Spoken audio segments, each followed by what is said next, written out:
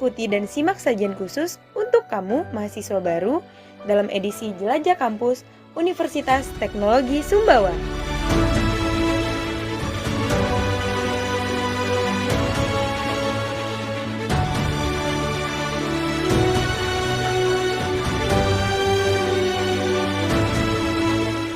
Universitas Teknologi Sumbawa merupakan salah satu kampus swasta yang ada di Kabupaten Sumbawa, Nusa Tenggara Barat. Hadir dengan slogan membumi, mendunia, dan membahagiakan, mahasiswa Universitas Teknologi Sumbawa berasal dari berbagai daerah di Nusantara hingga mancanegara. UTS menawarkan beasiswa yang dibiayai untuk program sarjana maupun pasca sarjana, didukung oleh tenaga pengajar yang handal, lulusan universitas ternama nasional maupun internasional. Universitas Teknologi Sumbawa merupakan salah satu universitas dengan jumlah mahasiswa yang kian bertambah di tiap tahunnya. Dengan mahasiswa yang berasal dari berbagai daerah yang ada di Indonesia, bahkan hingga negara. Didukung dengan lingkungan yang asri, universitas ini juga memberikan kenyamanan belajar dan dekat dengan alam. Keasrian dan udara yang segar dari alam sekitar, dengan harapan bahwa tiap proses pembelajaran dan eksplorasi yang dilakukan oleh elang muda dapat terlaksana di bumi Universitas Teknologi Sumbawa. Nikmati, warnai perjalanan dan kepakan sayapmu bersama untuk menjadi membumi, mendunia, dan membahagiakan di Universitas Teknologi Sumbawa.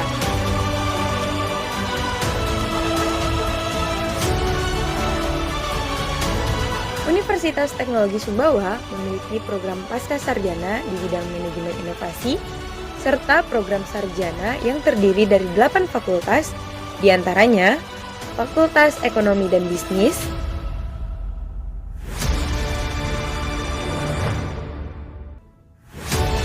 Fakultas Psikologi dan Humaniora,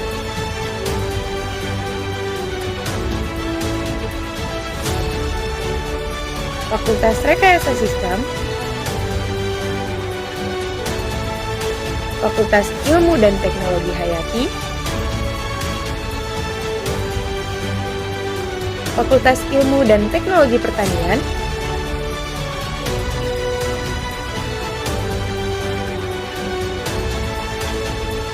Fakultas Teknologi Lingkungan dan Mineral,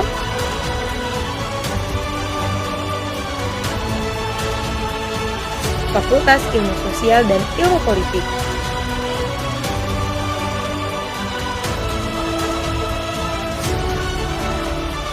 dan Fakultas Hukum.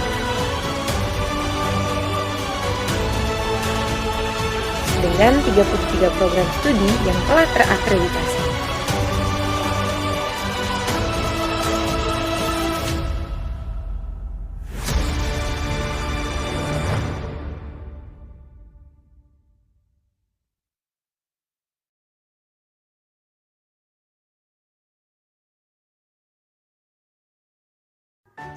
Halo para elang muda, selamat datang di kampus tercinta Universitas Teknologi Sumbawa.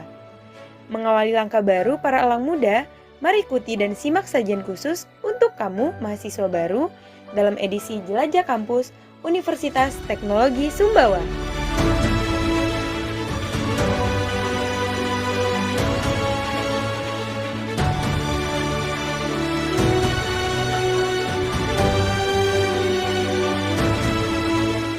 Universitas Teknologi Sumbawa merupakan salah satu kampus swasta yang ada di Kabupaten Sumbawa, Nusa Tenggara Barat.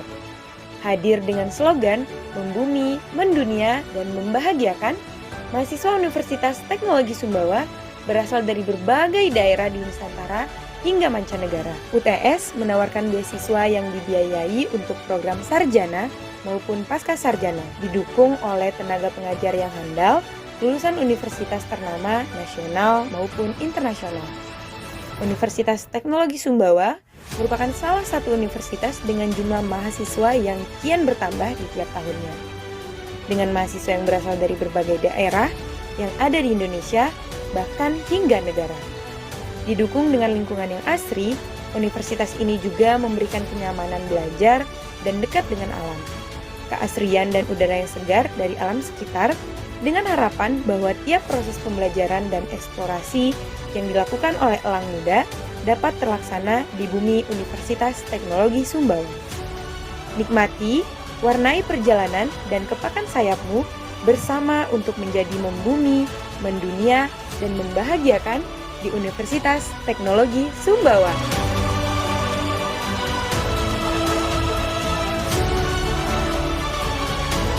Universitas Teknologi Sumbawa memiliki program pascasarjana di bidang manajemen inovasi, serta program sarjana yang terdiri dari 8 fakultas, diantaranya Fakultas Ekonomi dan Bisnis,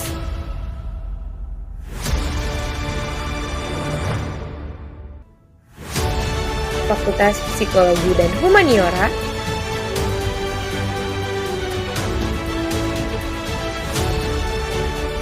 Fakultas Rekayasa Sistem, Fakultas Ilmu dan Teknologi Hayati, Fakultas Ilmu dan Teknologi Pertanian,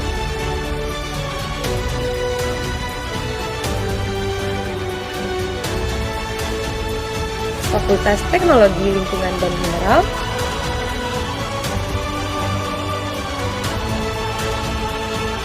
Fakultas Ilmu Sosial dan Ilmu Politik,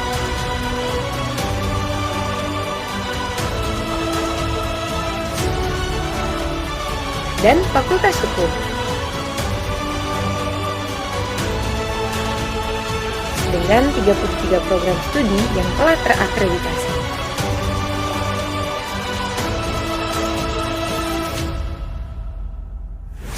Datang di kampus tercinta Universitas Teknologi Sumbawa. Mengawali langkah baru para elang muda, mari ikuti dan simak sajian khusus untuk kamu mahasiswa baru dalam edisi Jelajah Kampus Universitas Teknologi Sumbawa.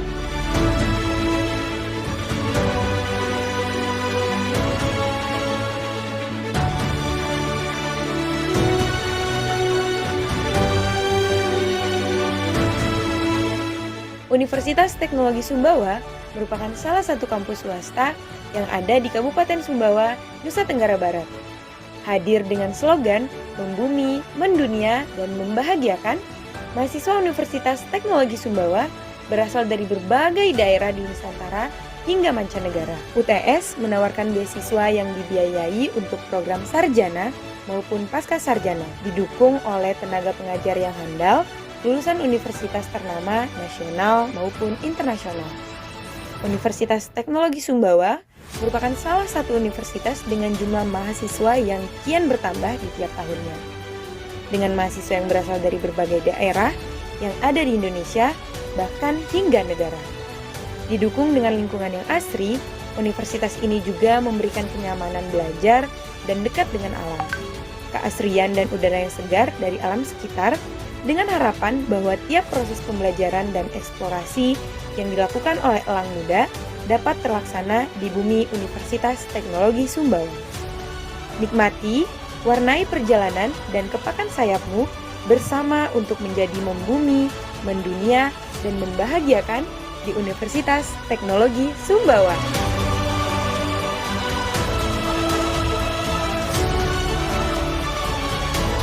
Universitas Teknologi Sumbawa memiliki program pascasarjana di bidang manajemen inovasi, serta program sarjana yang terdiri dari 8 fakultas, diantaranya Fakultas Ekonomi dan Bisnis,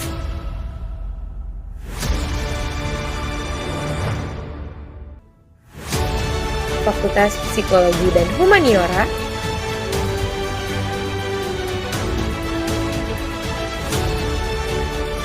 Fakultas Rekayasa Sistem, Fakultas Ilmu dan Teknologi Hayati, Fakultas Ilmu dan Teknologi Pertanian,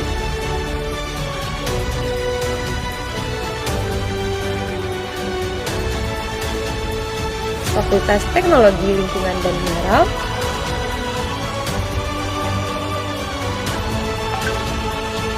Fakultas Ilmu Sosial dan Ilmu Politik,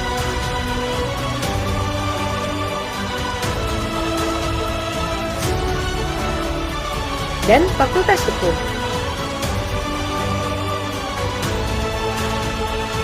dengan 33 program studi yang telah terakreditasi.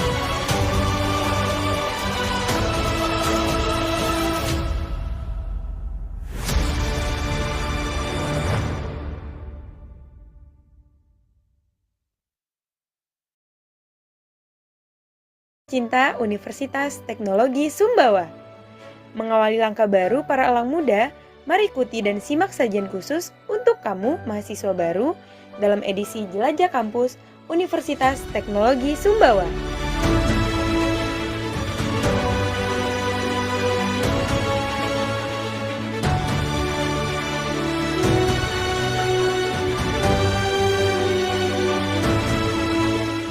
Universitas Teknologi Sumbawa merupakan salah satu kampus swasta yang ada di Kabupaten Sumbawa, Nusa Tenggara Barat. Hadir dengan slogan membumi, mendunia, dan membahagiakan, mahasiswa Universitas Teknologi Sumbawa berasal dari berbagai daerah di Nusantara hingga mancanegara. UTS menawarkan beasiswa yang dibiayai untuk program sarjana maupun pasca sarjana, didukung oleh tenaga pengajar yang handal, lulusan universitas ternama nasional maupun internasional. Universitas Teknologi Sumbawa merupakan salah satu universitas dengan jumlah mahasiswa yang kian bertambah di tiap tahunnya. Dengan mahasiswa yang berasal dari berbagai daerah yang ada di Indonesia, bahkan hingga negara. Didukung dengan lingkungan yang asri, universitas ini juga memberikan kenyamanan belajar dan dekat dengan alam. Keasrian dan udara yang segar dari alam sekitar, dengan harapan bahwa tiap proses pembelajaran dan eksplorasi yang dilakukan oleh elang muda dapat terlaksana di bumi Universitas Teknologi Sumbawa. Nikmati, warnai perjalanan dan kepakan sayapmu bersama untuk menjadi membumi, mendunia, dan membahagiakan di Universitas Teknologi Sumbawa.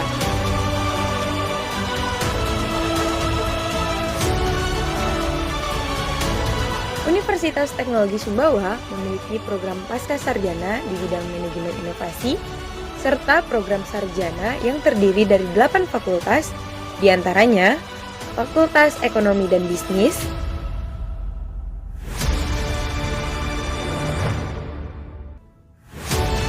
Fakultas Psikologi dan Humaniora,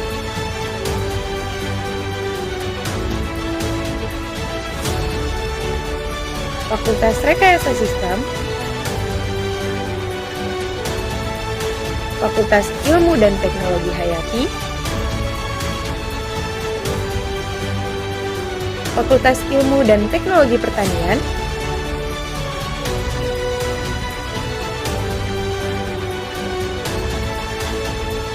Fakultas Teknologi Lingkungan dan Mineral,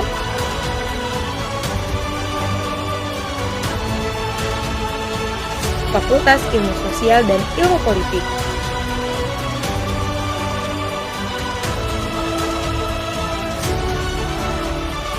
dan Fakultas Hukum.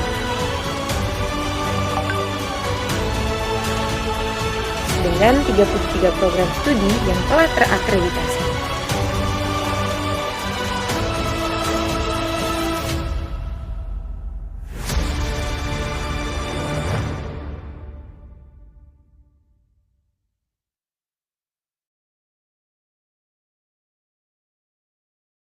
Teknologi Sumbawa.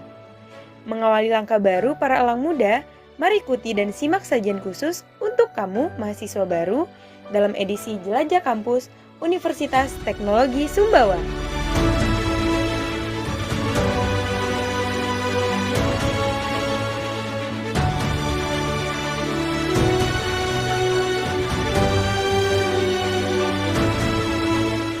Universitas Teknologi Sumbawa merupakan salah satu kampus swasta yang ada di Kabupaten Sumbawa, Nusa Tenggara Barat. Hadir dengan slogan membumi, mendunia, dan membahagiakan, mahasiswa Universitas Teknologi Sumbawa berasal dari berbagai daerah di Nusantara hingga mancanegara. UTS menawarkan beasiswa yang dibiayai untuk program sarjana maupun pasca sarjana, didukung oleh tenaga pengajar yang handal, lulusan universitas ternama nasional maupun internasional. Universitas Teknologi Sumbawa merupakan salah satu universitas dengan jumlah mahasiswa yang kian bertambah di tiap tahunnya. Dengan mahasiswa yang berasal dari berbagai daerah yang ada di Indonesia, bahkan hingga negara. Didukung dengan lingkungan yang asri, universitas ini juga memberikan kenyamanan belajar dan dekat dengan alam, keasrian dan udara yang segar dari alam sekitar, dengan harapan bahwa tiap proses pembelajaran dan eksplorasi yang dilakukan oleh elang muda dapat terlaksana di bumi Universitas Teknologi Sumbawa. Nikmati, warnai perjalanan dan kepakan sayapmu bersama untuk menjadi membumi, mendunia, dan membahagiakan di Universitas Teknologi Sumbawa.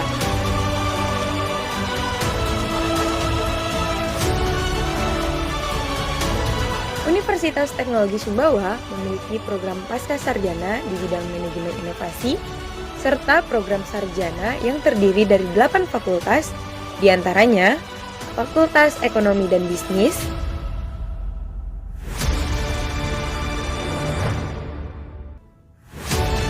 Fakultas Psikologi dan Humaniora,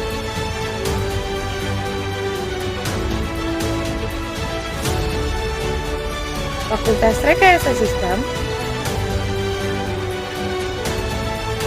Fakultas Ilmu dan Teknologi Hayati, Fakultas Ilmu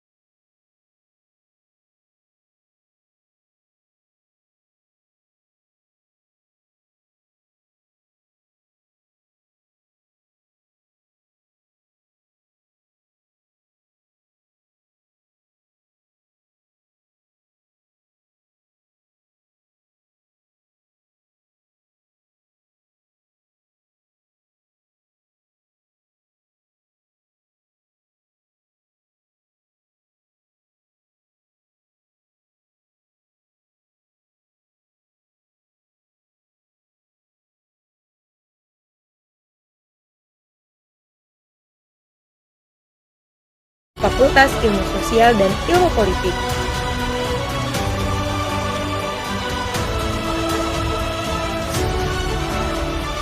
dan Fakultas Hukum.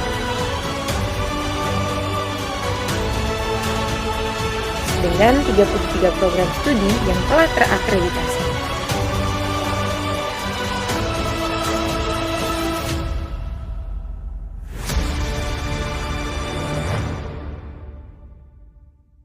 Selamat datang di kampus tercinta Universitas Teknologi Sumbawa. Mengawali langkah baru para elang muda, mari ikuti dan simak sajian khusus untuk kamu mahasiswa baru dalam edisi Jelajah Kampus Universitas Teknologi Sumbawa.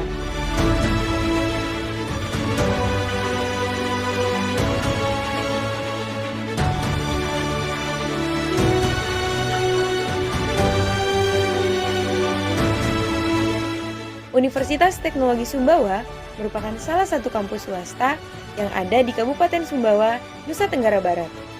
Hadir dengan slogan membumi, mendunia, dan membahagiakan, mahasiswa Universitas Teknologi Sumbawa berasal dari berbagai daerah di Nusantara hingga mancanegara. UTS menawarkan beasiswa yang dibiayai untuk program sarjana maupun pasca sarjana, didukung oleh tenaga pengajar yang handal, lulusan universitas ternama nasional maupun internasional. Universitas Teknologi Sumbawa merupakan salah satu universitas dengan jumlah mahasiswa yang kian bertambah di tiap tahunnya. Dengan mahasiswa yang berasal dari berbagai daerah yang ada di Indonesia, bahkan hingga negara. Didukung dengan lingkungan yang asri, universitas ini juga memberikan kenyamanan belajar dan dekat dengan alam, keasrian dan udara yang segar dari alam sekitar, dengan harapan bahwa tiap proses pembelajaran dan eksplorasi yang dilakukan oleh elang muda dapat terlaksana di bumi Universitas Teknologi Sumbawa. Nikmati, warnai perjalanan dan kepakan sayapmu bersama untuk menjadi membumi, mendunia, dan membahagiakan di Universitas Teknologi Sumbawa.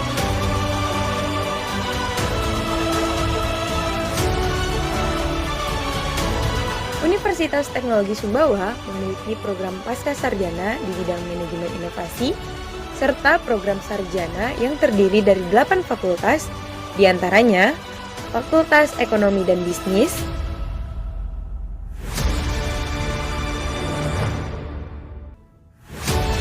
Fakultas Psikologi dan Humaniora,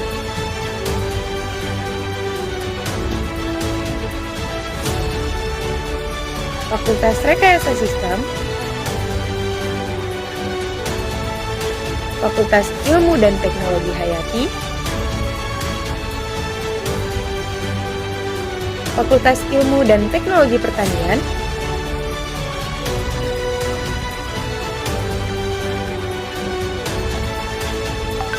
Fakultas Teknologi Lingkungan dan Mineral,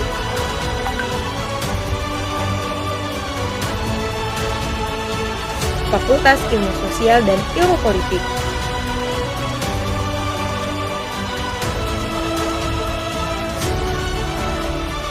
dan Fakultas Hukum.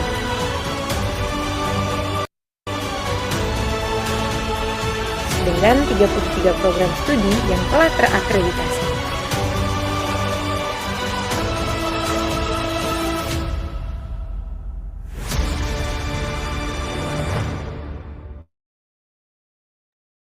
Ya, Assalamualaikum warahmatullahi wabarakatuh.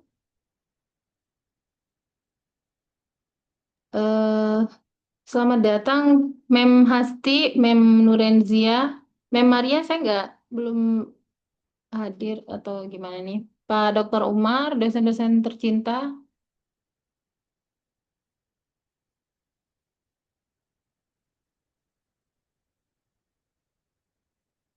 Oke. Good morning.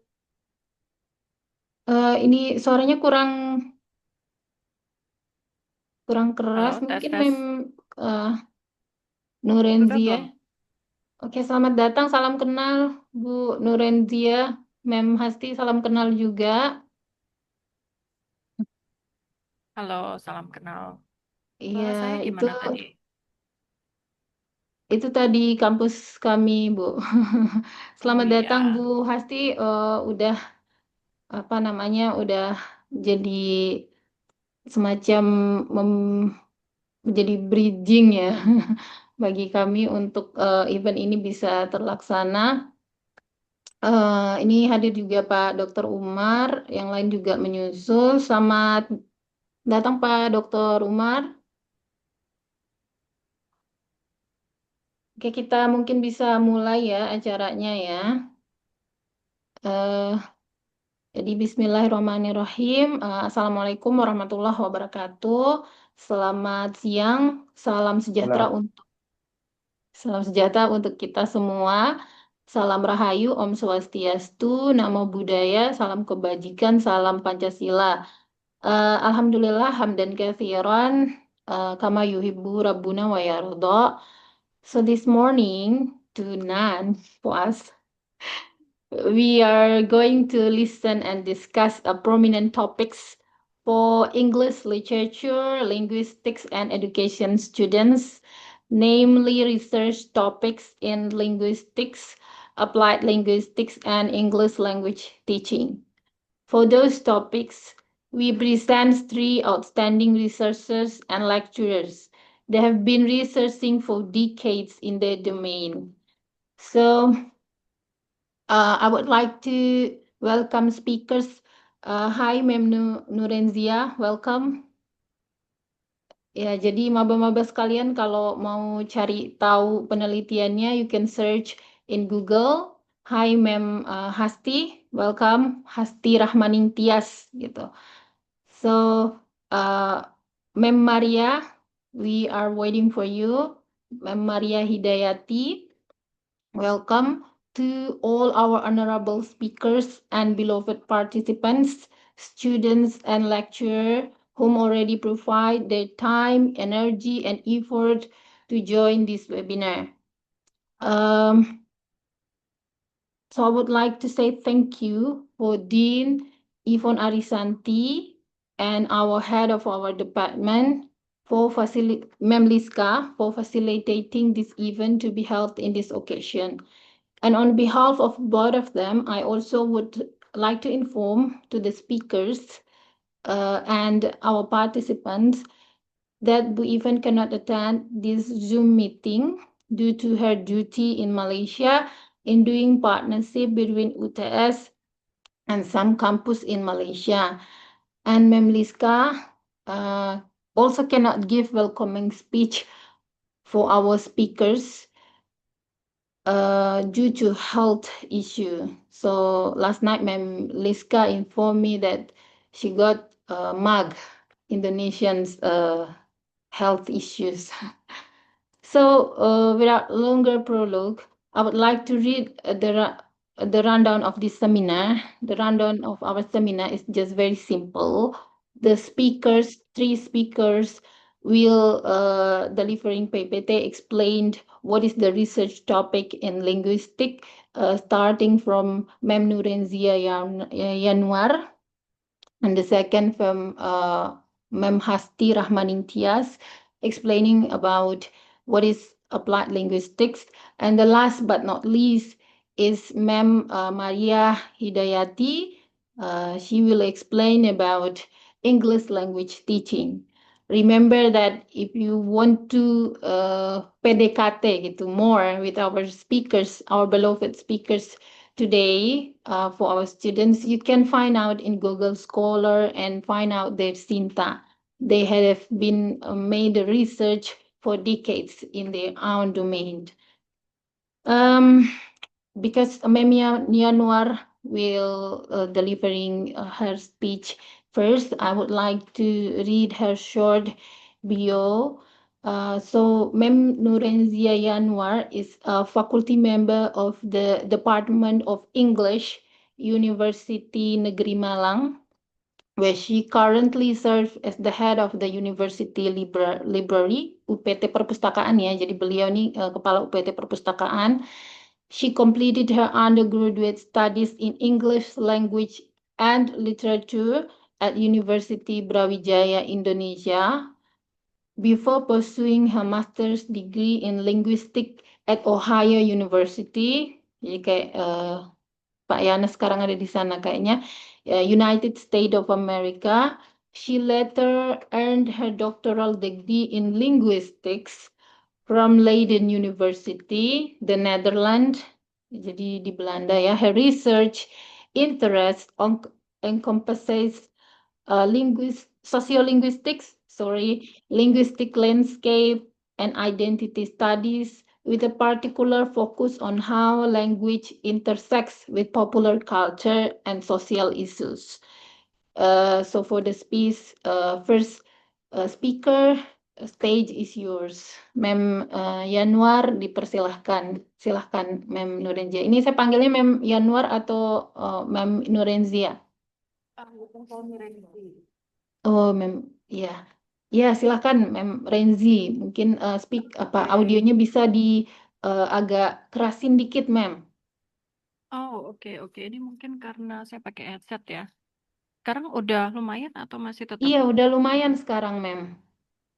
Oke, nanti kalau nggak jelas suaranya bisa kasih tahu ya. Iya, Mem, monggo, Mem. Alright, so yes, okay. So assalamualaikum warahmatullahi wabarakatuh. Good morning. How are you everybody? Selamat pagi semuanya. Salam sejahtera. Terima kasih Miss Pratiwi ya tadi sudah memperkenalkan saya. Jadi semoga Mem Tiwi semuanya. aja, Mem. Oh, Mem Tiwi. Okay, all right. So thank you so much. I'm going to be talking about linguistics today. I hope that it is exciting because many people think that linguistics is a little bit difficult or complicated or not so exciting, but I will try to change your mind. I will try to give you a little bit of description or definition of what linguistics is, and then we will be looking at several topics that we can explore related to linguistics. Okay, I'm going to share my screen now.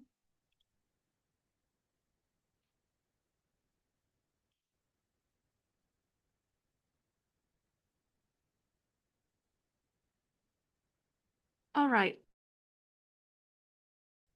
There will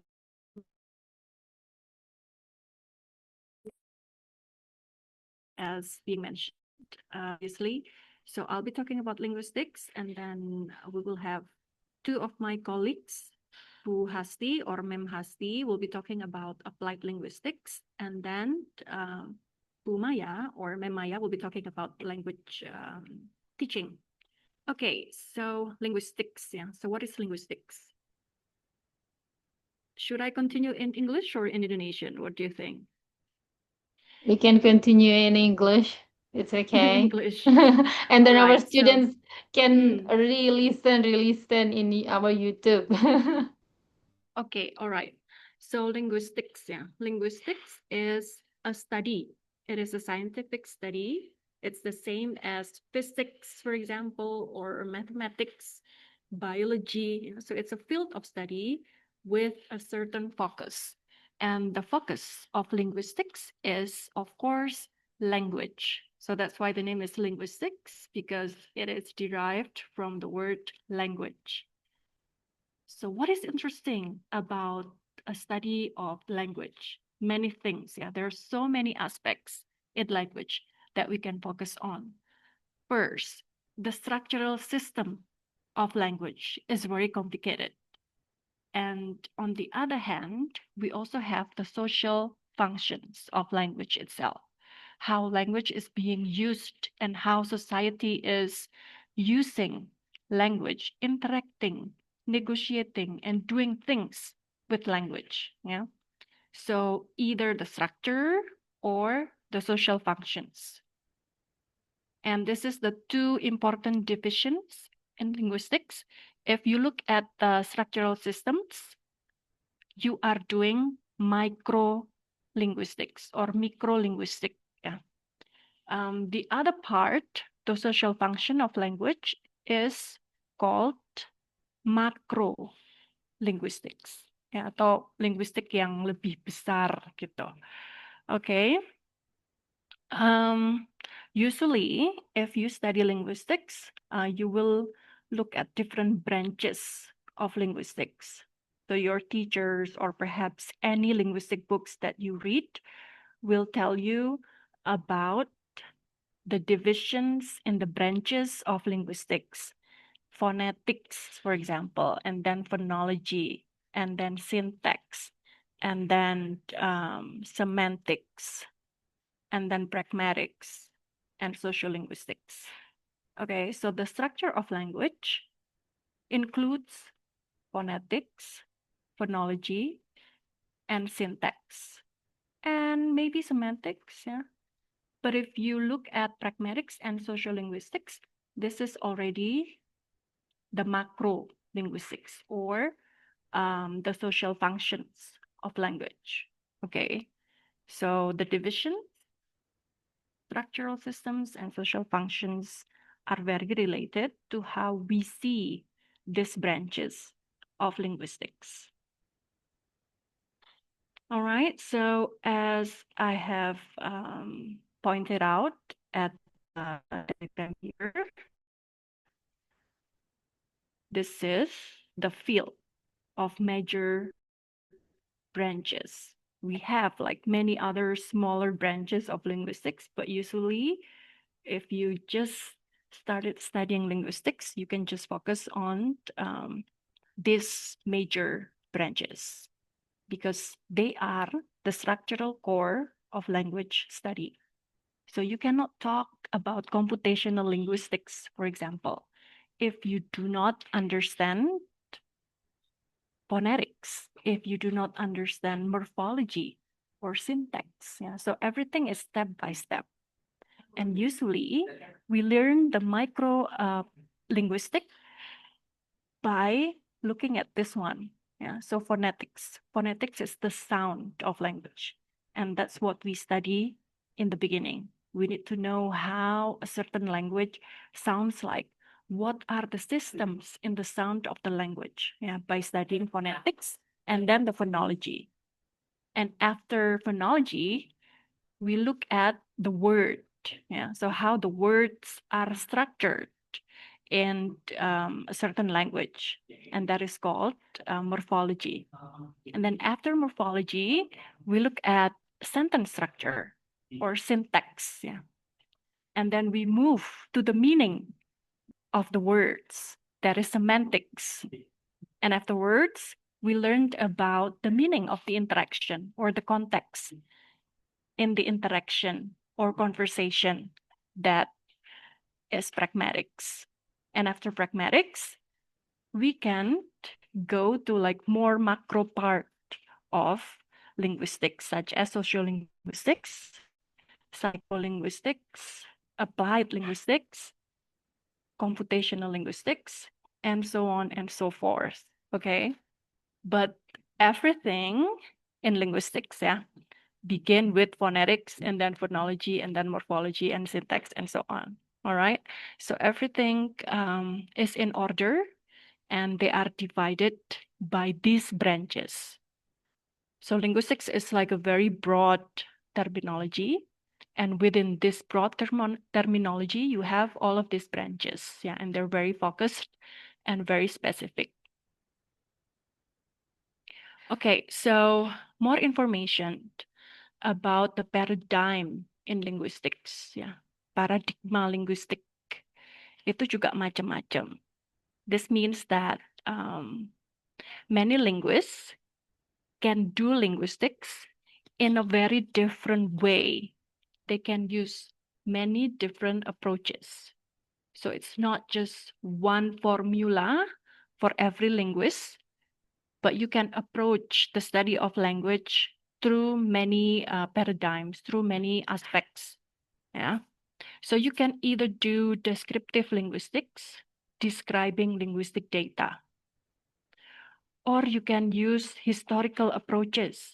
You do longitudinal studies, for example, looking at the changes of a certain language, looking at how a certain language developed and evolve, for example. You can document a language.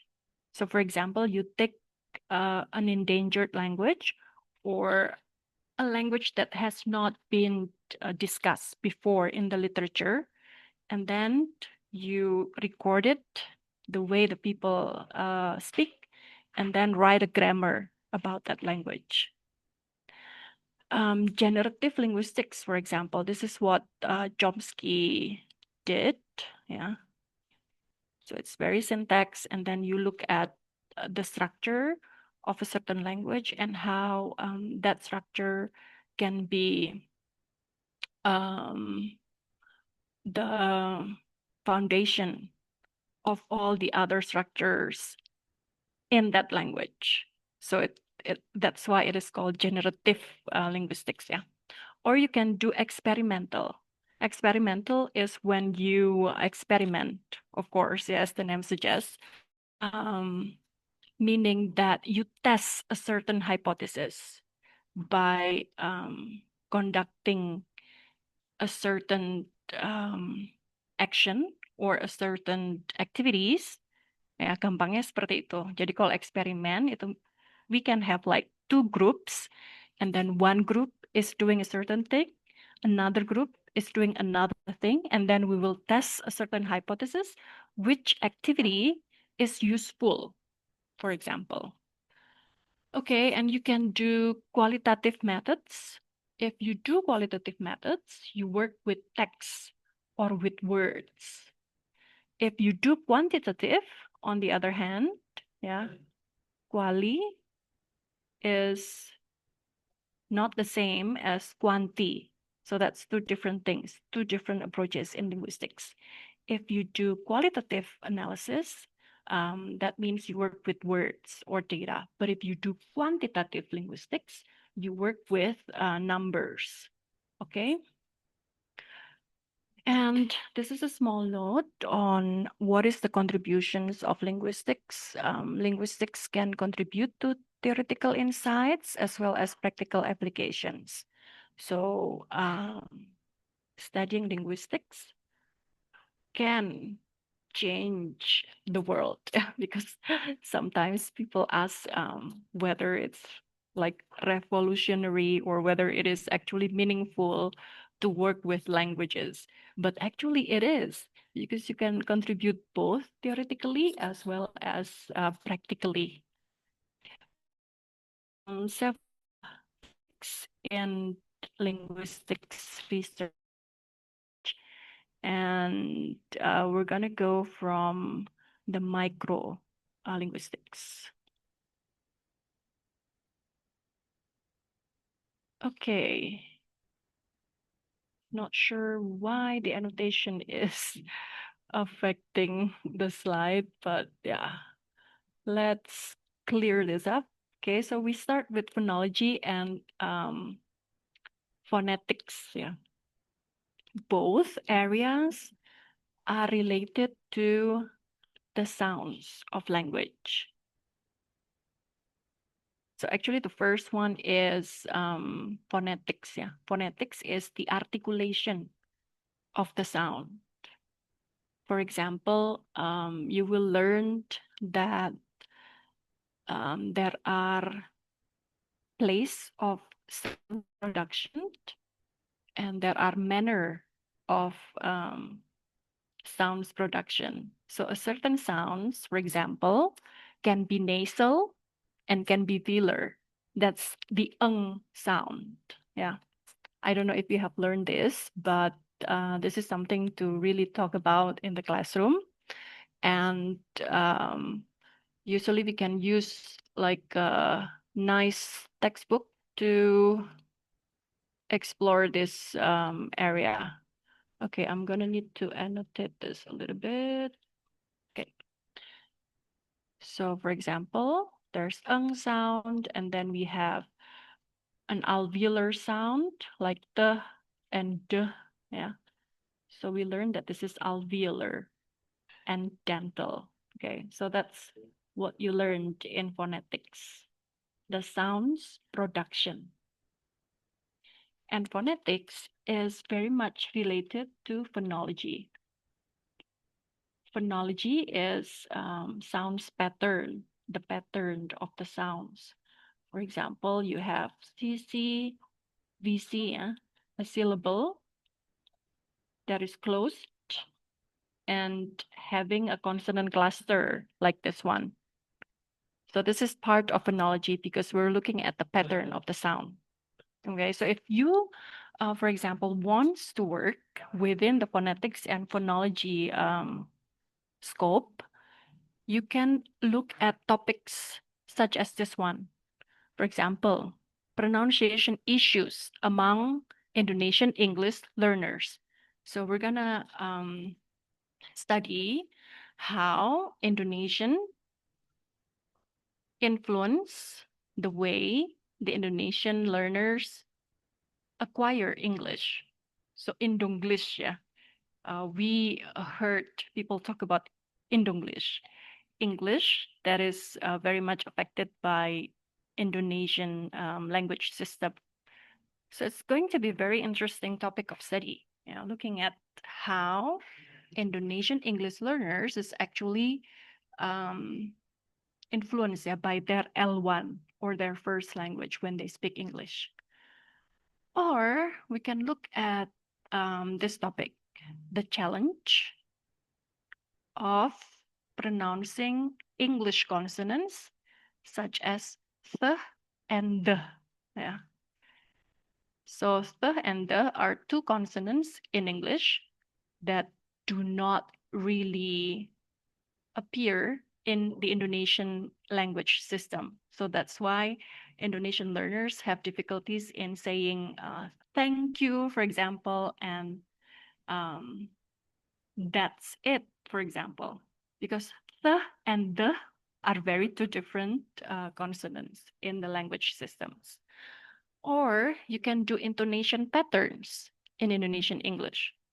So what is the intonation pattern? Is it the same as, for example, American English speaker? Yeah, because English is very sensitive with intonation, whereas Indonesian is not. So there will be some differences when Indonesian speakers are actually speaking English or pronouncing certain words. Okay, so I'm going to show you one of the research topic done by my interested in phonology, actually. And she also likes K-pop. But our department is English department, so we cannot allow the students to do Korean phonology. So what we did was asking her to focus on how Korean speakers, yeah, so Korean speakers speak English, whether the English is going to be influenced by their L1 or Korean. Because, yeah, I think she likes this K-pop band, yeah, Day 6. So just looking at a YouTube video where this Day 6 members spoke English, and then we break down the kind of influences that Korean has in their English. So it's called as Konglish or Korean English. Okay, so we found out that th is also difficult to pronounce in Korean English. And then R sound is also difficult in Korean English, and so on. Yeah, so this is something interesting that you can do related to phonology and phonetics. Okay, next, related to the area of syntax and morphology. First is morphology. So morphology is the structure of words, and syntax is the structure of sentences. You can look at how grammar work in English and Indonesian. For example, looking at how EFL learners actually understand English tenses or English aspects. Or you can also look at morphological borrowing in Indonesian youth language. Indonesian youth language includes slang, Jakartan, Indonesian, those kind of languages used by the young people. And we can look at how they borrow morphology from English and use it in their daily life. I don't have any example right now. Yeah, maybe we can find it in this following research. So this is also done by my bachelor students, ya, mahasiswa S1, Yerisha. So she was doing the linguistic hybridity and morphophonemics perspectives. She was collecting data from Twitter Indonesia with 52 hybrid Indonesian English words. So she focused on Indonesian words that have English elements in it. So for example, the addition of S, yeah, temans, for example. So young people do this. Teman is Indonesian, but they make it plural, not by saying teman-teman, for example, but they use morphology rule from English. That is adding S. That's English, right? You add S to make the noun plural. So this kind of example were taken by the student of mine, and she analyzed how it was actually used, and also created and how it was created. What are some of the other examples? How do this kind of English rules influence Indonesian youth language? Okay, so next is on the area of pragmatics and semantics. Okay, so we know that pragmatics is related to context, yeah, how context shapes interpretation, and semantics is the study of meaning. What we can research in our environment is related to speech acts or politeness strategies. So those are very simple theories within pragmatics and semantics that you can do. We can learn about indirectness in Indonesian English. Yeah, so we try to be polite. We tend to say things not directly, but we say things with certain euphemisms, for example, and trying to be polite because that's our culture as Indonesian. Or we can learn or we can research cross-cultural meaning negotiation in classrooms. So this is what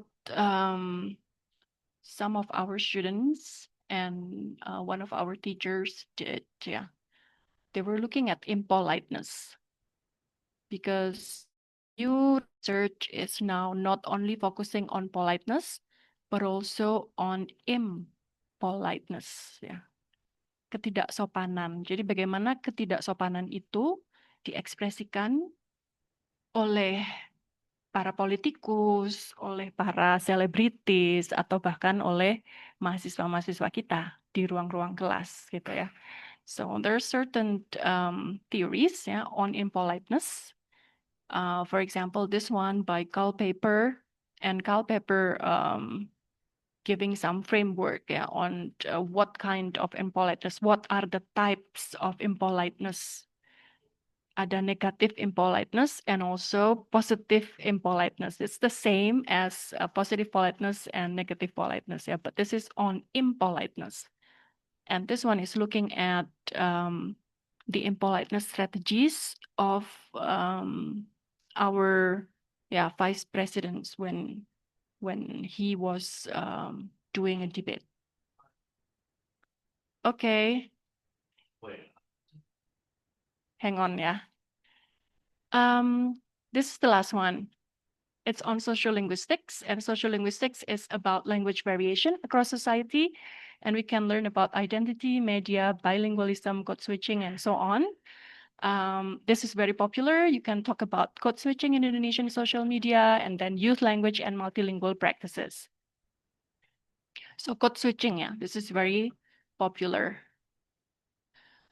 For example, this is a study on social linguistic analysis of memes on Twitter. And this is the slang use of Gen Alpha, doing a survey on Gen Alpha and ask them what kind of slangs do they use. Yeah, it's very interesting to explore. And this is code switching on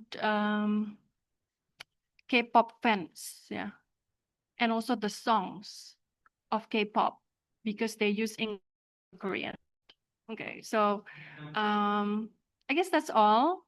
Those are some of the topics that you can explore related to linguistics that I think is very doable within our position as somebody in higher education in Indonesia with a lot of limitations. Okay, thank you.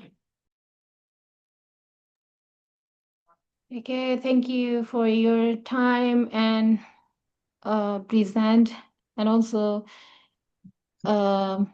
your expertise in this domain, Ma'am Nurenzia. Actually, we need more your explanation, ma'am, but because of the time. So I would like to invite the second speaker, Ma'am Hasti Rahmaning Tias. Sorry, am I audible? Yes, I guess yes. Yes. Can you hear me clearly? Okay. Ma'am Hasti Rahmaning Tias earned her bachelor's degree in English language education from University Negeri Malang, her master's degree in applied linguistics from the University of Adelaide, and is currently a PhD candidate in TESOL, teaching English as a second language at University Science Malaysia. Her recent publications focus on teacher education, corrective feedback in speaking classes, and collaborative learning. So, Ma'am Hasti, time is yours. Thank you. Can you hear me? Okay. Thank you very much, Dr. Renzi, for your clear and inspiring explanations of linguistics. You have built strong foundations, I guess, yeah, for us by showing how language works as a system and how it changes in society and how it can be studied through phonology, syntax, semantics, and many other branches. Now, let me continue with the next part of presentation, applied linguistics.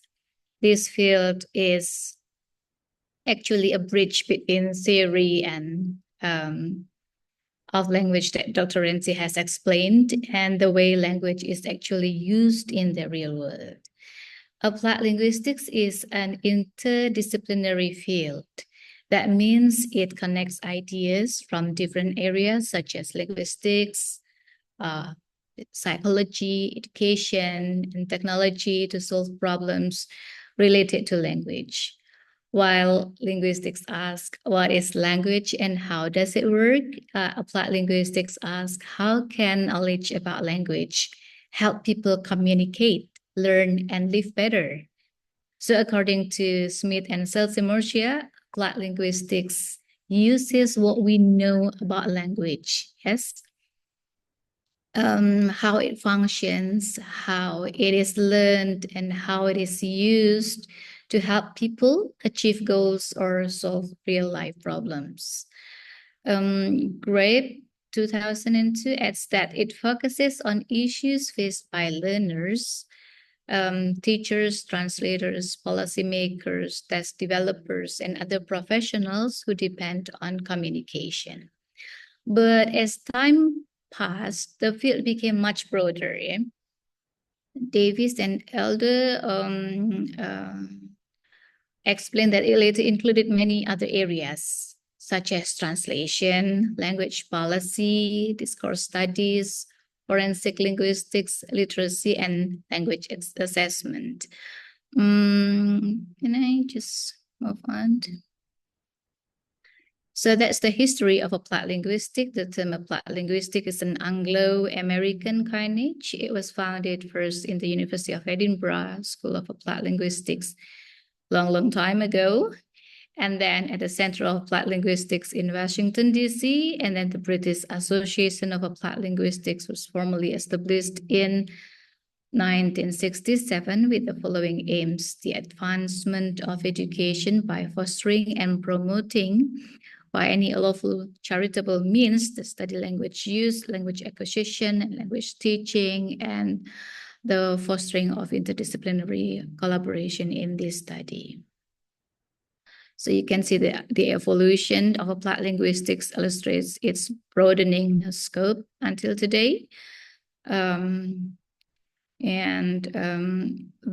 This show that applied linguistics is not only about studying language, but also about helping people communicate effectively. Today, it's very global and technology-based, I guess. Research in journals like Applied Linguistics by Oxford University Press and Applied Linguistic Review discusses topics such as multilingual education, AI in communication, and digital fairness. For example, recent articles look at how students use ChatGPT to express ideas in academic writing, and how fuzzy logic theory make research more transparent and accountable. So in short, applied linguistics is now a bridge between language theory and real-world practice.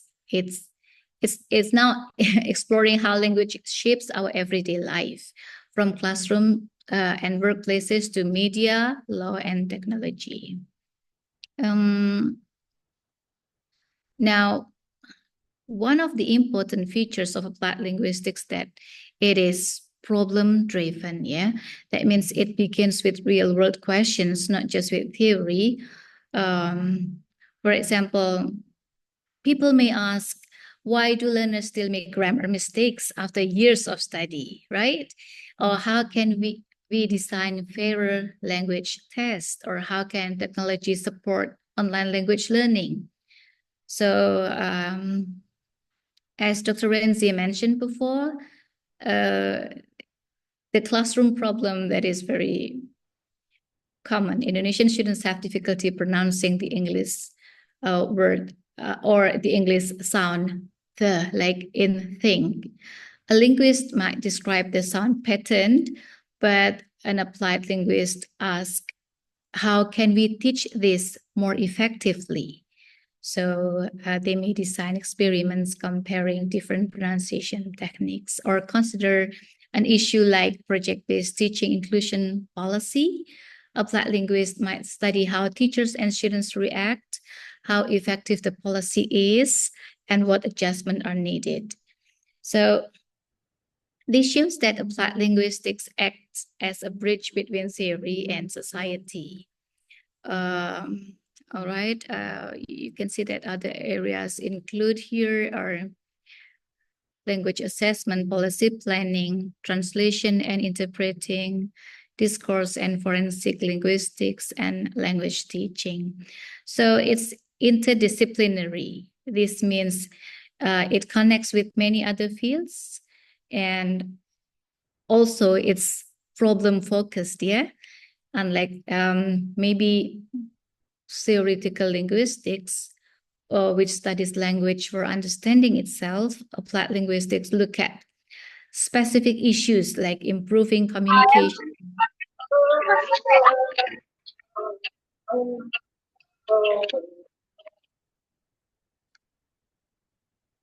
reducing where have we? Okay, so applied linguistics is problem focused, unlike theoretical linguistics, which studies understanding itself. Applied linguistics look at specific issues like improving communication, reducing bias in test, or supporting bilingual children.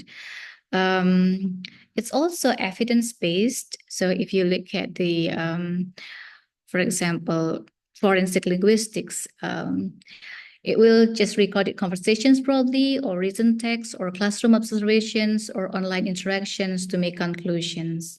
And it's also socially responsible. So the goal is not only academic knowledge, but also real change, helping learners, communities, and professionals. Finally, I think that applied linguistics is constantly evolving, just like linguistics probably. And now new global issues create new research directions like language and sustainability, AI literacy, or multilingual identity online. Okay, so in short, it's flexible, inclusive, and always connected to human experience. Now, I guess, hold on a second. Okay, is it? Yes.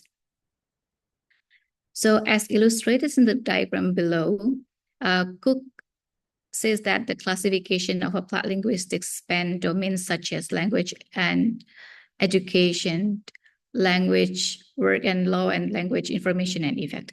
So first, language education, additional language education, clinical linguistics, language testing, workplace communication, language planning, forensic linguistics, literary, stylistics, critical discourse analysis, translation and interpretation, information design, and lexicography. So it's very broad. Furthermore, the 16 topic stands identified by the AAL. Later, I will just talk about AAL, and as shown in the figure, reflect the field's interdisciplinary scope and its continuous evolution in addressing linguistic, social, and technological challenges. As we can see here, it's not only analysis of discourse interaction, bilingual immersion, but also language and learner characteristics, language cognition and brain research, language maintenance and revitalization, reading, writing, and literacy. So probably, can we see it here? Yeah, probably the major applied linguistics organizations will teach us and make us closer to what applied linguistics are. AAL stands for American Association for Applied Linguistics, and BAL, British Associations of Applied Linguistics. This one I joined last year and last 2 years. ALAA is Applied Linguistics Association of Australia. I think that applied linguistics to foreign language teaching and learning related subfields are included here as well. I guess that the most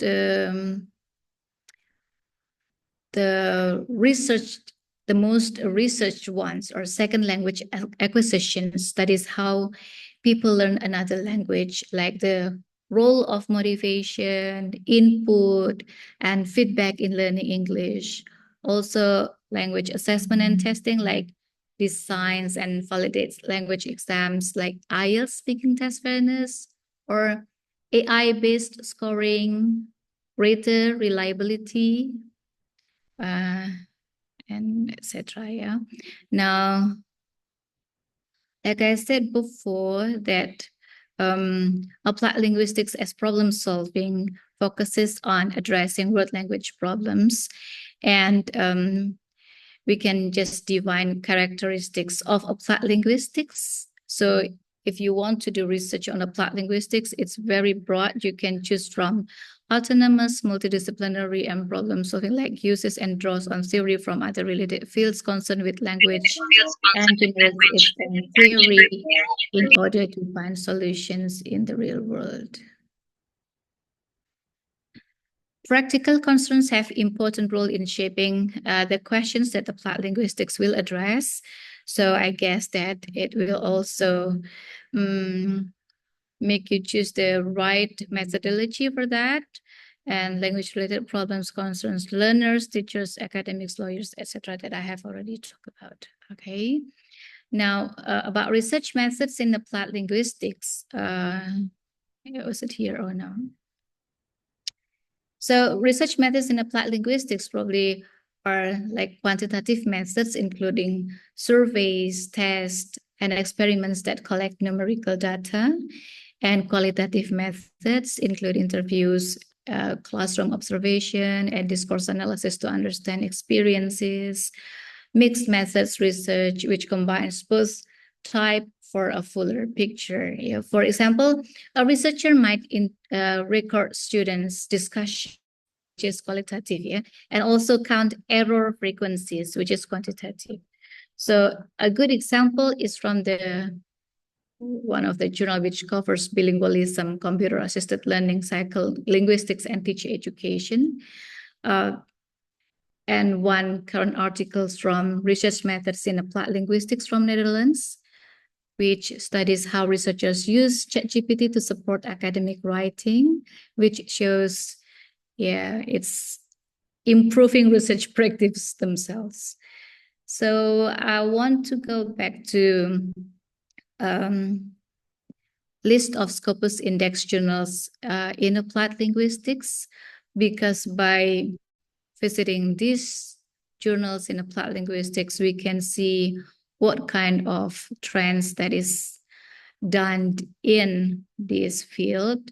So I said that research methods in applied linguistics in the Netherlands, the current research is transparency and representativity in online experiments, negotiating stance expression in research writing with Gen AI, fuzzy logic theory, and unifying pathway to intelligent accountability in addressing methodological challenges of applied linguistics. I guess that visiting these journals will give us some ideas, yeah, what are the current trends and what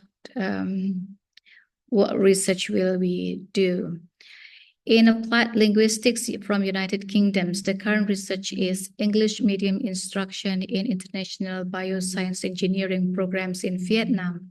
So this is very broad, evidence-based holistic approach to supporting international students' English language proficiency needs and well-being. This is also very popular right now, well-being research, making the case for audience design in conversational AI. So AI is also popular these days, yes. Now, I have already put some links here for you to visit. And I also want you to see the different scopes and the most current research that they do. Okay. Australian Review of Applied Linguistics, Vigo International Journal of Applied Linguistics from Spain. You see that the scope is very broad, and actually applied linguistics based on the linguistics theory. So back to BAL, the British Associations of Applied Linguistics. It has been like one of the most active communities for language research in Europe, yeah. BAL supports not only senior academics, but also early career researchers or PhD students and teachers who are starting to publish their first paper. They host annual conferences, smaller seminars, and publish newsletters about new research grants and opportunities. What is nice about BAL is that it is very inclusive. It's open to anyone interested in language-related issues, from sociolinguistics and discourse to teaching, translation, and digital communication. You just click BAL and then join the community to update yourself about the new and current trends of research. Then we have AAL,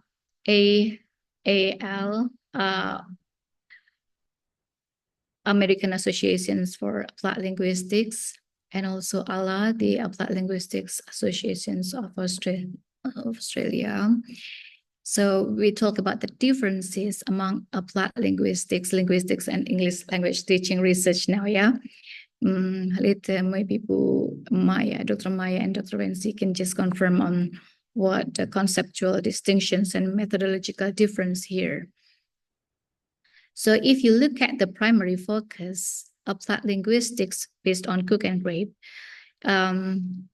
it's about language-related real-world problems, while linguistics is a language as a system, and language teaching based on Richards and Rogers in 2014 talks about pedagogy learner development. The orientation is usually problem-solving interdisciplinary in applied linguistics, and in linguistics is descriptive and theoretical. In language teaching, it's practical, instructional. The key questions in applied linguistics can be how can knowledge of language address societal issues, and in linguistics is what is language and how does it work. But Dr. Z has already shown you some of the topics previously. In language testing, for example, it can be how can learners can be supported to acquire a new language. The measure of success in applied linguistics is the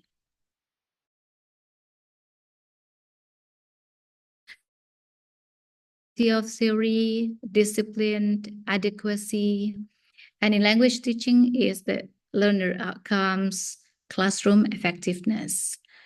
The methodological difference is the type of data that are used in applied linguistics are learner data, test results, policy documents, and in linguistics, just like sounds, words, structures, and corpora.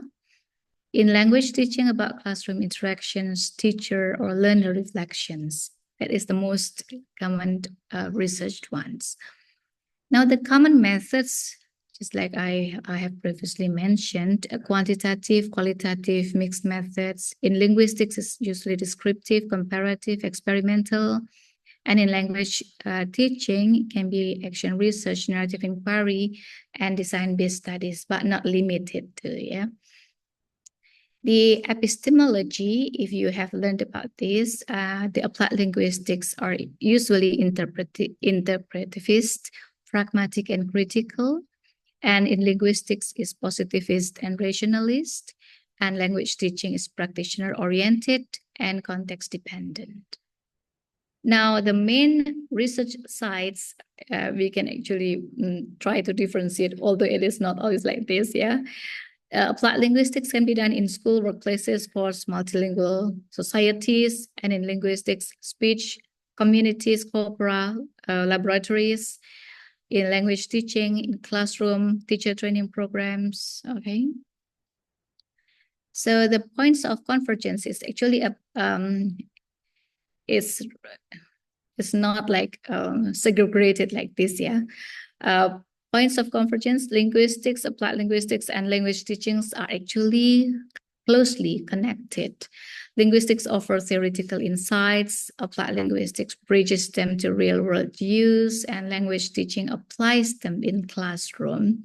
Together, they form a continuous link from theory to practice. So this is the ongoing debates and critics. The boundaries among the three fields remain debated. Some view applied linguistics and language teaching as independent disciplines, while others see them as extensions of linguistics. And these discussions show that all the three fields continue to evolve and inform one another, academic and professional context, yes. So Dr. Renzi has explained the foundation, which is linguistics, and I've shown how applied linguistics builds a bridge between theory and practice. And now I guess that we will move on to the final stage, English language teaching research. Thank you for listening so patiently. And with that, let's warmly welcome Dr. Maya, who will take us through the exciting world of ELT research topics, where theory becomes classroom reality. Thank you. Okay, thank you, Ma'am Hasti Rahmaningtyas, for your time and effort explaining for us the applied linguistics. So I would like to welcome Ma'am Maria Hidayati. So I hear that some of ma'ams here call you, two ma'ams before call you Maya, so I also call you Maya now. Is it okay, Ma'am Maria? Yes, Um, yes, okay. Okay, so Ma'am Maria Hidayati is a faculty member of the Department of English, University Negeri Malang. Currently, she is the General Secretary of TAFLIN, the Association for the Teaching of English as a Foreign Language in Indonesia. She earned her undergraduate degree from Universitas Negeri Malang, majoring in English literature, and her magister pendidikan from the same university, Universitas Negeri Malang. Her doctoral degree was from NTU, National Institute of Education, Nanyang Technological University, Singapore. Her areas of interest include teaching language skills, extensive learning programs, pragmatics, and sociolinguistics. So, Ma'am Maya, time is yours. Thank you so much. Ini Ibu atau Mbak? Atau Dek atau Kakak? Ya bisa dipanggil Bu Tiwi, Ma'am Tiwi Oh, Bu bisa. You Tiwi. All can call right. it. Sampai I know, are they students or teachers? The one who attend this session? Some teachers, lecturers, and a lot of students. So Okay. yeah, More students or more teachers? more students. More students, right. Yeah. Okay, thank you so much, Bu Tiwi. Good afternoon, everyone. Thank you for attending this session. I'd like to test the water. I'd like to ask some questions. You have listened to Bu Renzi and also Bu Hasti related to linguistics and applied linguistics. Now give us one word, one keyword that you have got from Bu Renzi and Bu Hasti. Kita mulai dari Bu Tiwi, nanti Bu Tiwi bisa manggil siapa yang ada di sini. One word from Bu Renzi and one word from Bu Hasti.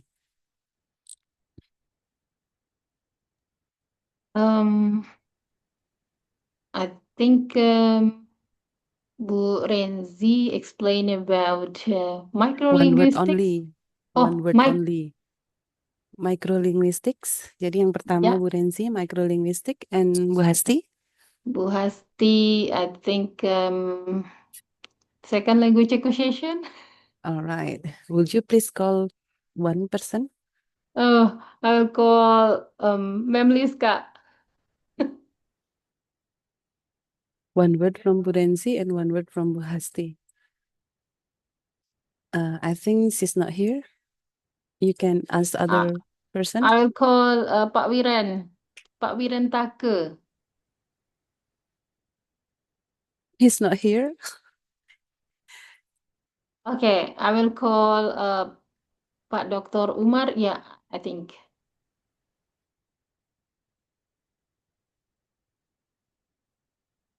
One, two, three. He's not here, right? Other person. Okay, I will call Yogi, our students. Yogi.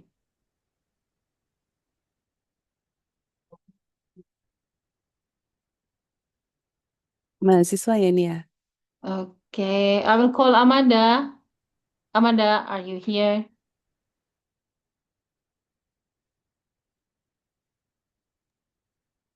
Udah Oh, berapa itu yang dipanggil tadi? Oh, I will call Carmila Triwijayanti. Udah berapa yang dipanggil?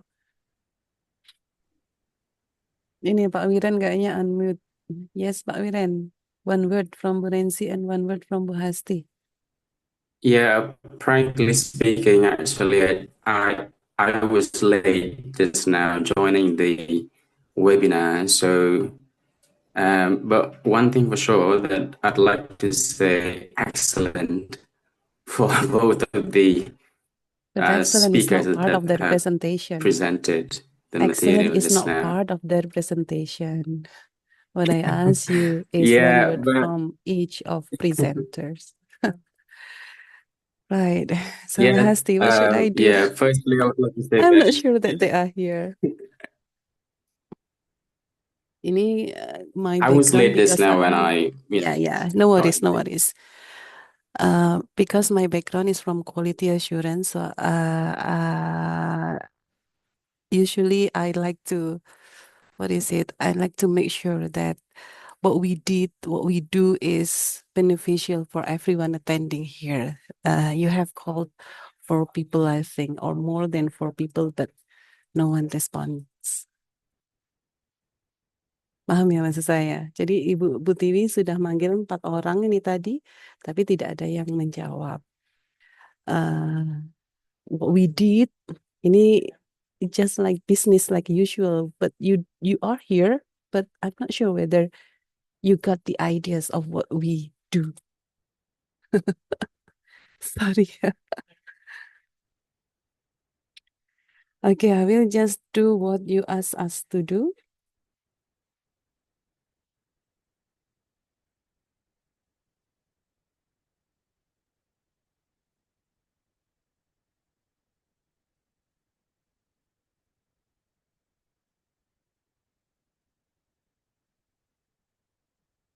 Gitu ya, Bu Tiwi, and also everyone attending this session.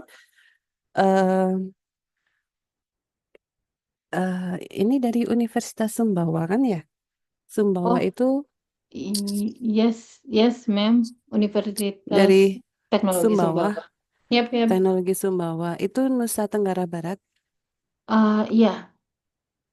Ya, Ibu Bapak, ladies and gentlemen, whatever your forum is, make sure that what you do itu membawa manfaat.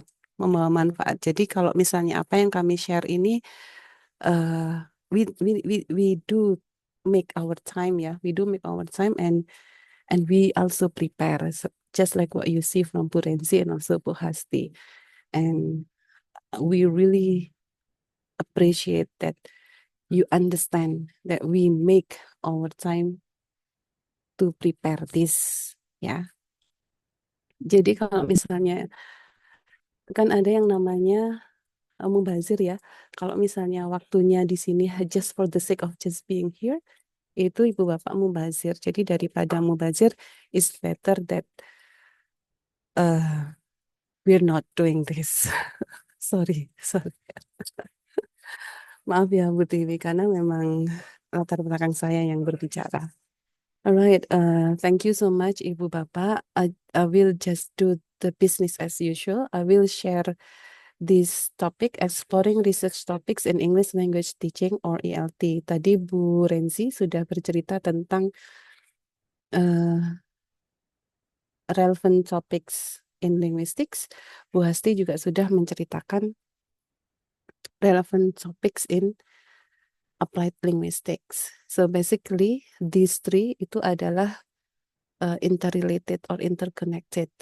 I'm going to focus my talk on these two things. I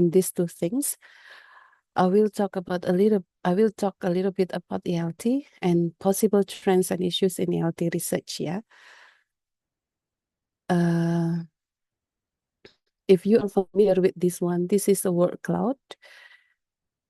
If you look at this word cloud, you can see that when we are talking about English language teaching, the bigger part that become the keyword will be language itself. And then when we are talking about language, yang kedua lagi ada learning, ada research, ada education, dan di dalam masing-masing itu ada aspek-aspek yang saling berkaitan, ada classroom, ada assessment. So if you look at this, when we are talking about ELT, is a very big issue. We are talking about a lot of things.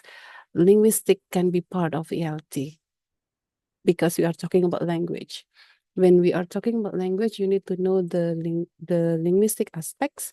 You also need to see how it can be applied. Yeah, ladies and gentlemen. Now, before I talk about what the ELT is, I'd like to take you to the current trends. The current trends in ELT research. I would like to take these two current articles. One is from overseas. It is published by Journal Sage Open, published in 2024. And the second one is published by Indonesian, and it is published in Synergy International Journal of Education. The similarity of these two articles are bibliometric analysis or systematic lit review in teaching or in English language teaching. Why? Because from this information, we can find out what are the current trends in relevant topic. In this case is English language teaching. Anyone is familiar with this? Ada yang pernah melihat ini? Bu Tiwi sudah pernah ya? Usually used by PhD students to focusing or maybe more hook on their research topic. Yeah. This one is one of the finding from Ibn Seraj 2024. So you call this as the visualization or the map of relevant research in ELT. Why ELT? Because if you take a look at this one, you can find 4 similar circles. They are interrelated. Of course, in the middle will become the center of the topics. Jadi English language teaching itu what are relevant topics being discussed. So if you take a look at these circles, there are 3 big circles. The green one, this is the green one, the red one, and the blue one, right? If you look at the red one, we can see here that English language teaching itu juga didiscuss during COVID-19, just like this one. And this COVID-19 has very close relation with other relevant topic. Meanwhile, for the green one, we can have a look at this one. Yang menjadi pembeda itu adalah e-learning. Yang lain kan quite similar ya, teaching, English teaching, students, but something that is different from this green part with the red part is e-learning. So we can see here that current research or current trends is in English language teaching is focusing on e-learning. Meanwhile the blue one, kalau kita lihat di sini, itu ada di English as a lingua franca, sesuatu yang an identity. Nah, hasil ini This one, Ibn Siraj conducted a bibliometric analysis to visualize research trends. Jadi research trends-nya dari kapan? Dari 2013 sampai 2022. These people, this group, analyzed 803 papers so that they come up with this. Yeah, they can come up with this. Then this one is, of course, using tools. It's called Force Viewer. Then this map, the relationship of this map on English language teaching itu menggunakan 2460. Gitu ya. Jadi dari bibliometric analysis itu we can learn what is the current trends in the field. Nah, ini yang dilakukan oleh salah satu orang Indonesia. Kalau tadi publikasi tahun 2024, ini tahun 2025.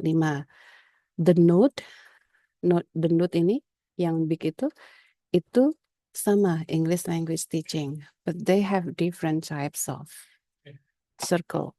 Nah, if you take a look at this one, yang paling dense itu yang paling banyak the thread. So if you take a look at this one, the red one itu fokus pada qualitative method and communicative language teaching. So we can kind of draw conclusion that English language teaching menurut peneliti ini itu banyak yang menggunakan kualitatif dan mereka fokus pada movement dari yang dulu grammar translation method, sekarang lebih fokus pada how students can use the language and communicate whatever they have in mind. Kemudian ada lagi 4 circle yang lain, green, blue, and a little bit green. This one focus on intercultural communication culture. ICC. So if you are familiar with ICC, so how people with different cultural background itu use the language so that there is a communication. And then we have teacher's attitude, assessment, eco-literacy. This is something that is emergent currently. Jadi bisa dilihat ini tidak begitu banyak thread-nya. Previously, ini dia melakukan bibliometric analysis ya, from a lot of resources, si Ibn Siraj. This one, they are doing a systematic lit review. Previously, they gathered 803 articles. Nah, this study collected 92 records of Scopus Index, publikasinya 2015 sampai 2025. So you can see it's a 10 years ya. So there is a 10-year publication and the focus is on Scopus. So from here, what can we learn? So if you do that, if you read the articles, if you read bibliometric analysis or relevant systematic lit review, there are some things that we can learn. We can understand the landscape of ELT. Jadi bisa dapat the big picture of the field. So what is ELT about? And I don't think it only applies to ELT. You can do the same thing in linguistics or in applied linguistics. So when you look at those maps, the connection between one topic to another, we can conclude and have the big picture. And by doing so, you can think about what you will do for your future studies. And we can also get the ideas to explore the underrepresented topics. And not only understanding the landscape of ALT, you can also identify trends and hot topics. So what kind of topics are getting attention and declining, so that we can keep updated on what are current topics. And then mapping thematic clusters and research connection, how subfields of ELT interconnect, so that we can position our studies within the existing studies. Because basically when we do our research, itu maunya kita just like what we are doing in our daily life. We want to to communicate with other people. We want to make conversation. We want to know. We want to be known. Kita ingin bahwa semua orang tahu bahwa kita ada. Yeah, that's why make sure that when you do your research later on, especially for students, kalau untuk teachers kan, I think you already know everything here. For students, it is important for you to do piknik akademik. Jadi perlu banyak baca. Kemudian another thing that we can learn from those systematic lit review, you can recognize big names.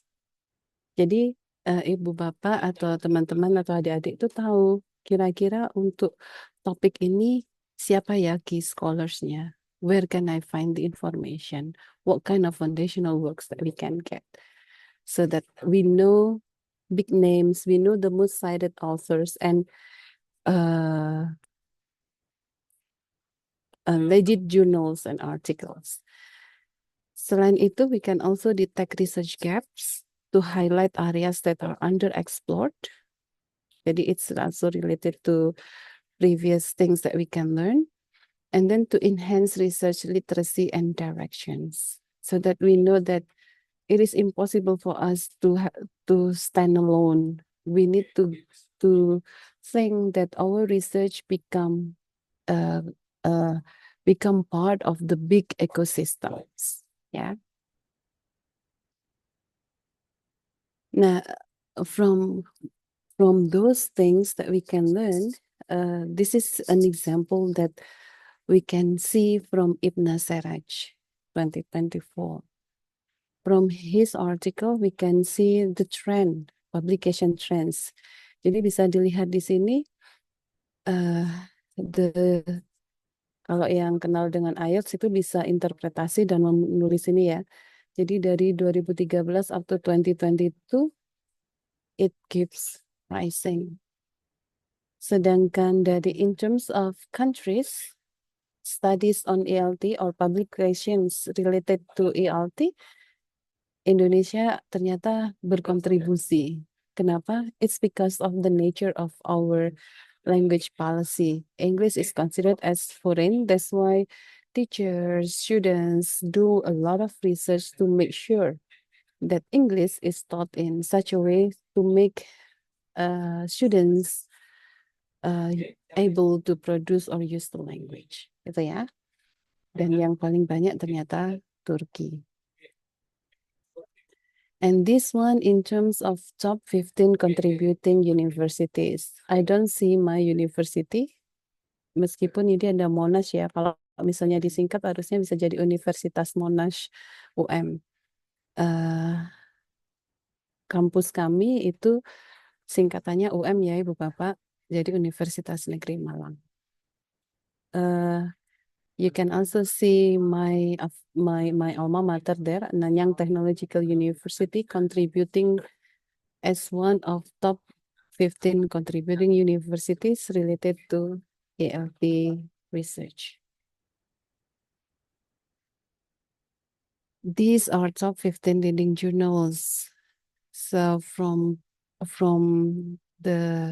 one article related to bibliometric analysis, we can see how it can help us to pinpoint or to target which article, which journals that we want to read, that we want to choose, that we want to select for our research. Ya, jadi bisa dilihat Ijal ada di situ, kenapa Teflin tidak ada? RELC ada, ELT itu profilnya sangat tinggi. Kemudian yang paling banyak publikasinya adalah RELC. Asian EFL itu kayaknya predator, I don't know. Nah, from this research itu as an evidence or as the evidence that we can learn from the map itu, one of it is to identify research gaps. Nah, dari research gaps ini kita bisa tahu bahwa ada topik-topik yang bisa kita lakukan research, yang bisa kita studi lebih, yang bisa kita pelajari dan bisa kita lakukan penelitiannya secara lebih lanjut. Nah, dari Ibn Seraj ini, we can see that one of the research gaps related to methodology, misalnya methodology antecedents of ALT. Salah satunya adalah mixed methods with intervention. Nah, kalau intervention itu tadi Bu Rensi juga sudah menyampaikan bahwa ada eksperimental, ada intervention. So it is relevant to your field or your research topic. If you want to do something related to ALT, itu pastikan bahwa ada intervention. Jadi untuk mengetahui dampak dari intervensi yang dilakukan ke particular participants. Kemudian teknologi integration into courses. Jadi ini masih perlu, jadi teman-teman atau ibu bapak tidak perlu khawatir untuk kekurangan topik. There will be always more topics that we can explore to do research. Nah, kalau Puspita Ningsih, these are some aspects that they identify. The identified author, big names. Jadi if you are familiar with Zhang Lawrence Jun, he is an editor in System. System itu jurnal yang sangat high profile ya. And then average publication year berarti yang publikasi terbanyak, country distribution, cluster, and thematic and academic significance. Now, if you want to find out more on English language teaching, you can access this book, The Handbook of Language Teaching by Michael H. Long and Catherine J. Doughty. I don't know how to pronounce her name. What the heck? So there are 8 sessions. Basically, from these 8 sessions, we can see how ELT is interrelated. Jadi sangat multidisipliner karena ELT itu jelas memerlukan pengetahuan kebahasaan. Nah, pengetahuan kebahasaan ini dari mana? Of course, linguistic plays a role. And then when we are able to teach or share what we know about language, we need to apply our knowledge into other field like what Bu Hasti has shared with us in applied linguistics. Ya, Ibu Bapak. So from the handbook, you can read later on that when we are talking about English language teaching, it comes from social, political, educational context. Jadi ada policy. So the way we teach itu selalu depends on the policy. If you are familiar with deep learning currently oleh Kemendikbudristek, itu kan sangat mempengaruhi how we deliver our lessons to the students, particularly for prospective teachers. Kemudian, how the brain learns languages and how we can design the curriculum, how we can deliver and teach the courses offered in the curriculum. And then delivering is not enough. You need to evaluate whether your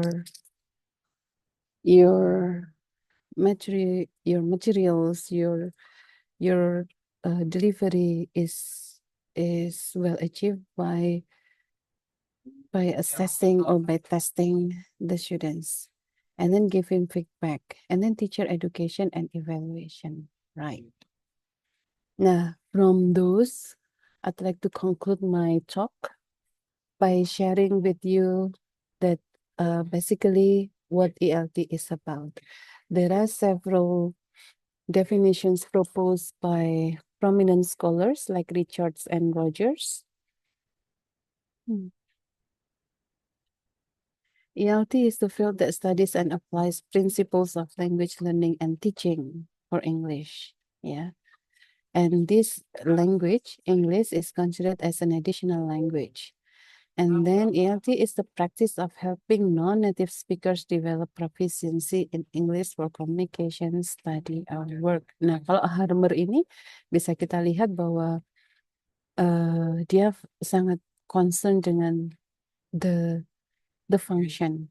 When you master the language, you will be proficient to communicate, to study abroad or overseas, or to get a good job or work. Ya, jadi bisa kita lihat bahwa masing-masing scholars, masing-masing prominent experts ini, they have their own way to formulate what ELT is. And this is the way I try to synthesize what ELT is.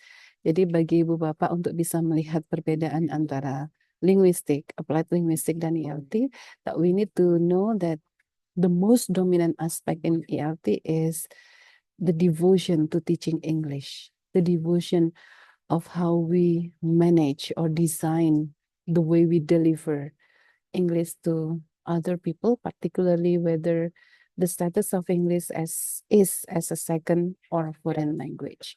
And if you can see here, ELT cannot stand alone because it integrates linguistic theory, methods, pedagogically, cultural understanding, so that we can have English learning across global contexts. Yeah, I think that's it. I hope I manage my time well, even though I start by asking some people attending this session what they have learned. So selain QA, that's usually jiwa sebagai pengajarnya yang berbicara ya, to make sure that you get the ideas of what previous speakers have delivered. Thank you so much, everyone, for listening. Do we have a question and answer session, Bu Tiwi? Yes, we have some little bit.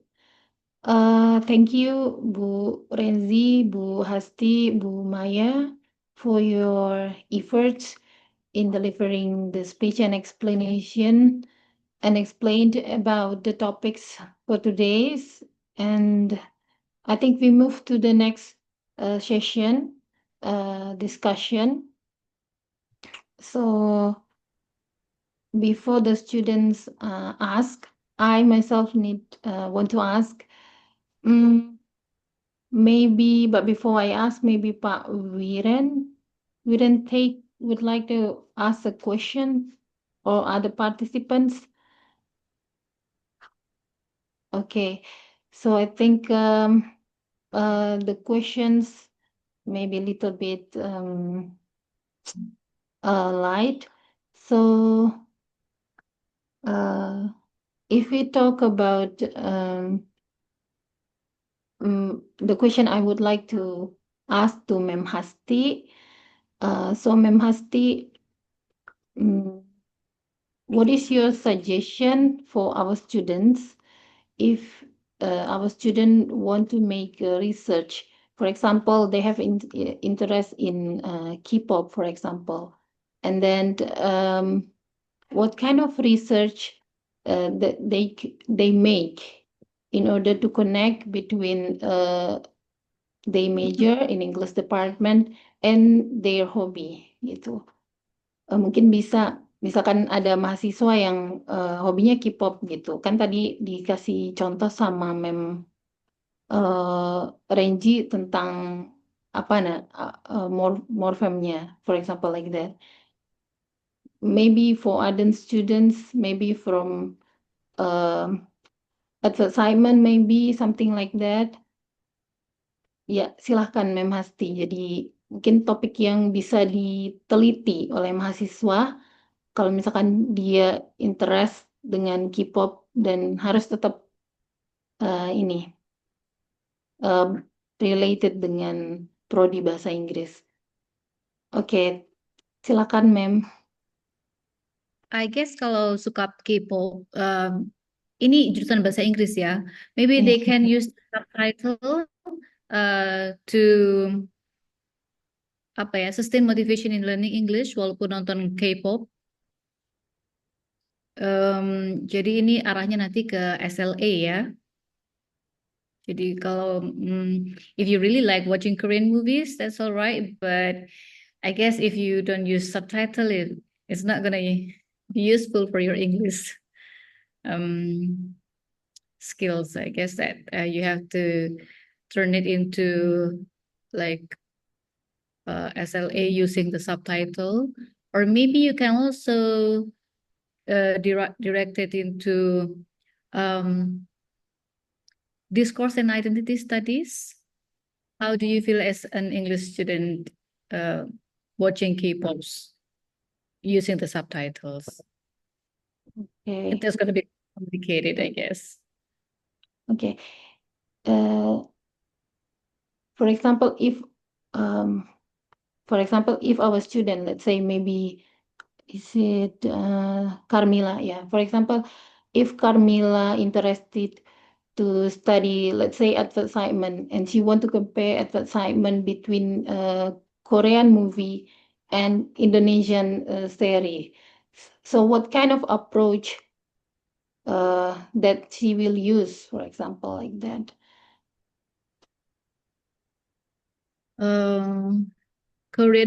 Comparing Korean movies and Yeah, for the advertisement of Korean movies, like the series of Korean movies and Indonesian series. So what kind of research that she will use in her approach?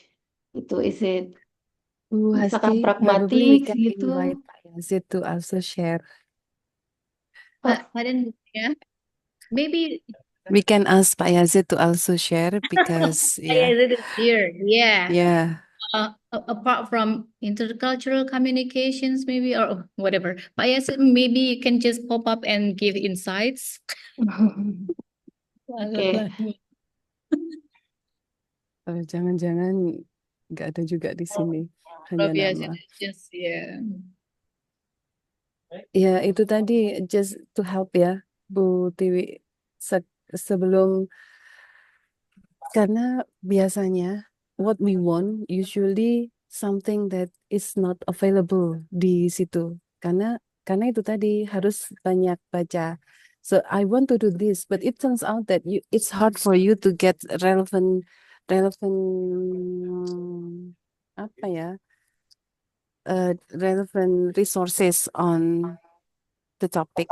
Maksud saya, before you decide what you want, you need to ask your students to do piknik akademik itu tadi. So you ask them to read related to the topic that they are interested in.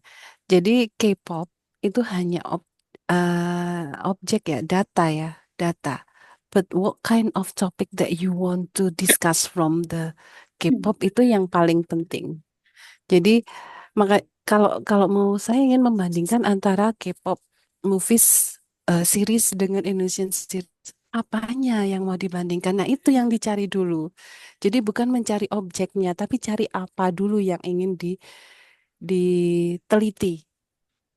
Ya, jadi Maybe itu mungkin kayak membandingkan humor ya Bu Maya, atau membandingkan. nah itu kan humor kan aspek yang dianalisa ya, Mbak ya. Aspek yang dianalisa, so the use of humor. Nah, humornya itu ada di mana-mana, misalnya in our daily life, in movies. Nah, K-pop itu kan data yang akan kita cari. Tapi topik apa yang ingin kita bahas itu dulu yang perlu dipegang. Oke, yep, terima kasih. Thank you for your reply. Iya, ini tadi saya campur-campur. Ya, enggak apa-apa, dua-duanya bisa. Both of you can explain. So, the next question, I think, if we, for example, there is a text, suicide text, for example, or let's say maybe bullying on internet, on Facebook. Then we want to make a research in the domain of applied linguistics, for example, forensic linguistics. What first we have to do? Is it transcribing the text and find out um, or just pick some text that maybe, oh, this is the text is for, this is the proof that this is for forensic linguistics. Maybe, do you want to answer? Like, we want to make a research in forensic linguistics, and the text is here. What is the tag? What is the step for that research? Thank you. I think both of Ma'am Maya and Hasti can answer. Maya can complement later. Maybe you can define the phenomenon first, whether what counts as online bullying or cyberbullying or whatever bullying it is, and whether it is trolling or provocative or attention-seeking post or something else or hate speech. You may base the operational definition on recognized frameworks and its theory. I don't remember what theory you can use, but you can just focus on the threats, for example, or the insults or whatever, and determine context and platforms on which platforms that it is used. So there are many things actually you can explore from there. And probably, of course, you have to do the review of the literature and then select the theoretical framework for analyzing that, design the methodology, for example, whether it is going to be qualitative or quantitative or mixed, and the sampling that you use. Maybe you focus on publicly available posts or other ways, and how big the data size that you're going to use, and how are you going to do the data collection. So I guess those are some steps. Maybe Bu Maya can go on with the data analysis. Okay. So any additional from Bu Maya? I think Bu Hasti has shared eloquently, yeah. So I think it's enough from her. Okay. Thank Thank you. you. Okay. I think this is the end of our webinar for today. Before we end our webinar, I would like to say thank you for our invited speakers, Ma'am Renzi, Ma'am Hasti, and Ma'am Maya. And then I would like to conclude 3 topics they had delivered.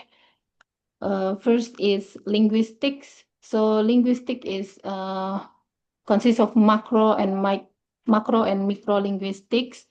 So linguistics including phonetics, morphology, syntax, while macro linguistics including pragmatics, sociolinguistic, psycholinguistics.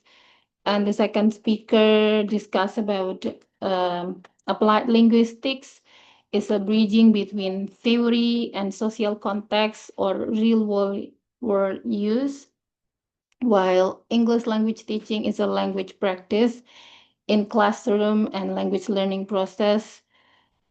Studies and applies principles of language learning and teaching for English, helping non-native speaker develop proficiency in learning and study English. So the keywords for this the third speakers also say about the devotion to learning English, devotion to practice teaching English.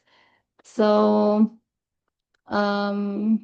before end our session, I would like to say thank you again for our honorable speakers, Mem Renzi, Hasti, and Mem Maya. Thank you for coming in our humble webinar and provide your time for our webinar. Thank Ini you. acaranya diskusi sama Bu Tiwi aja ini.